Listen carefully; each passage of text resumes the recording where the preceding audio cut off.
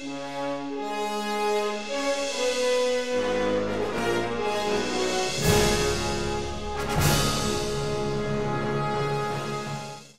Internet. I know it's been a while, but I'm back. Unfortunately I won't be doing a retro review today. I've been rather distracted with work and new games, and one of these new games is the Back to the Future game. Now, I paid for this game on pre-order, obviously, because I'm a massive Back to the Future fan. And every month I've been playing each episode, completing it in one sitting every time. This usually takes me about 3 hours, and today I just finished the final episode. And I am bewildered with how happy I am with the result of the entire series. Telltale Games has done a wonderful job capturing the essence of Back to the Future. It was great to hear Michael J. Fox come back for bit roles, and AJ Lecurcio did a brilliant job of doing an impersonation of Marty McFly. Now, I would say this is an impersonation of Michael J. Fox, but it really wasn't.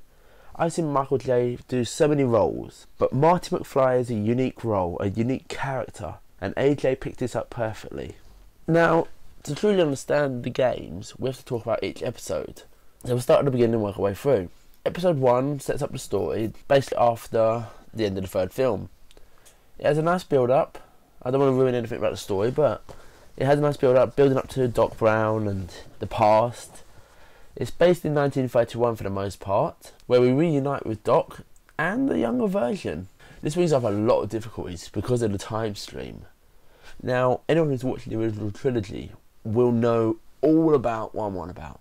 They'll know how much time stream is mentioned, how important it is, and how stressful it gets. And they really stuck it to the way the movie used to be. They always brought it up in the same way, they delivered it in the same way, and they treated it in the same way. Telltale really were fans of the movies, and that's what made this such a great game. So in episode 2, we're still in 1930s, we're working a bit more on saving the Doc. Like, once again, I don't want to spoil anything too much, but Marty screws up basically, but doesn't he always? So the timeline skews off once again, just like in the second film, and as Marty returns to the present, or future, whatever you want to put it as, it's a whole new world. Doc Brown no longer exists. Now it's Citizen Brown.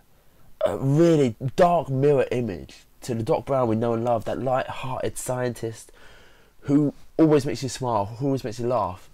This guy, he actually makes you fear what Doc Brown could be, and it was a really great way of developing the character a bit more, to see different ways he could have gone. So episode 3 was a great dark one, showing a whole new Big Brother kind of style into Hill Valley. So after Marty finally convinces Citizen Brown that the future's wrong, they travel back to 1930s to try and fix what had gone wrong. Now, this starts off fine, but soon Citizen Brown starts seeing things differently. He doesn't want this future to change, at least not the way Marty does. So he starts working against Marty, behind Marty's back. And that brings us to episode 5, Out of Time. So episode 5 is probably the most confusing of all.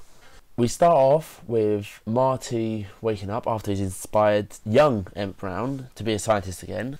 But as we know, Citizen Brown is out to ruin this plan. He's allied himself with Edna Strickland, who is basically the plot point for this entire series of games.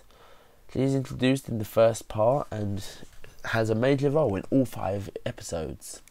So Edna and Citizen Brown are working against Marty and Emmett to try and change the future to his benefit. So as time goes on, Marty somehow outsmarts a genius inventor.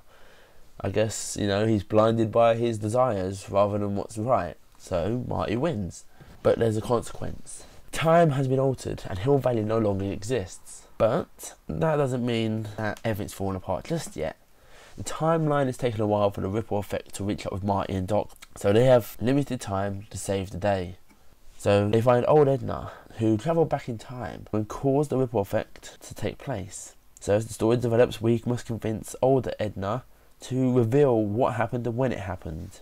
When this does happen, we go back once more to fix this timeline. Once this is fixed, we head back to 1986, where Doc and Marty have finally settled down and everything's back to normal.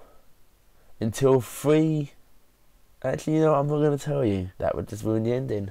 Go out and buy the game. If you buy it on Steam, it donates $1 to the Fox Foundation. So that's, I think, $25. For those who don't know, the Fox Foundation is Michael J. Fox's personal foundation for trying to find a cure or something to at least halt the progression of Parkinson's. As you may already be aware, Michael J. Fox does suffer from Parkinson's, which is why he has this foundation. But I didn't stop him coming back for Out of Time to do some bit roles. And Michael J. Fox, I respect you for coming back to do that. I know that when the game was announced, you gave permission for them to use your likeness, but you declined voicing the role. It was a bit of a heartbreaker, but I'm glad you come back to voice the other characters. You did a damn good job. AJ did a really good job impersonating you, and I'm glad he did come back to do those bit roles in episode 5. So, Telltale Games, brilliant job. Bob Gale, thank you for staying by this creation of yours. Telltale Games made a perfect little series that fits perfectly with the trilogy, and they even put Back in Time in the end credit. I think this is a really good game. It's definitely worth buying. It's a simple point and click, big difficulty to it, which is good, because for years I was trying to figure out the best way a Back to the Future game could work. I thought a driving game like Grand Theft Auto, I didn't think it would work. I never considered a point and click, and it really did do it well. It was just like interacting, bringing your own style to it. You get to find out little tweaks from the past, and instead of, you know, having this free roaming world, which could have ruined the game, you just get this fixed point where you just follow the story and make it go on. And that's exactly what you want in Back to the Future, is a story. And what they delivered was exactly what you wanted. This game is definitely worth a buy. It's 5 episodes long, it's only $5 per episode as far as I know. I paid $25 for it, which is only like £15 in the UK. So it was definitely worth a buy. They're only 3 hours long if you're playing through at proper pace, but they're worth every second of that. I know this unfortunately is an audio only review, but I had to get it out there. I was really impressed with all 5 episodes of the Back to the Future game, and that's all I have to say about it. They put to be continued at the end of the game, but I wouldn't mind a sequel, but I'm happy the way it is. Either way, it worked perfectly, and the most important thing is, they didn't ruin it. This has been Rick from 1.21 gigabytes. I'm pretty sure by now you know where the name's inspired from. Go out and buy Back to the Future, you will not regret it.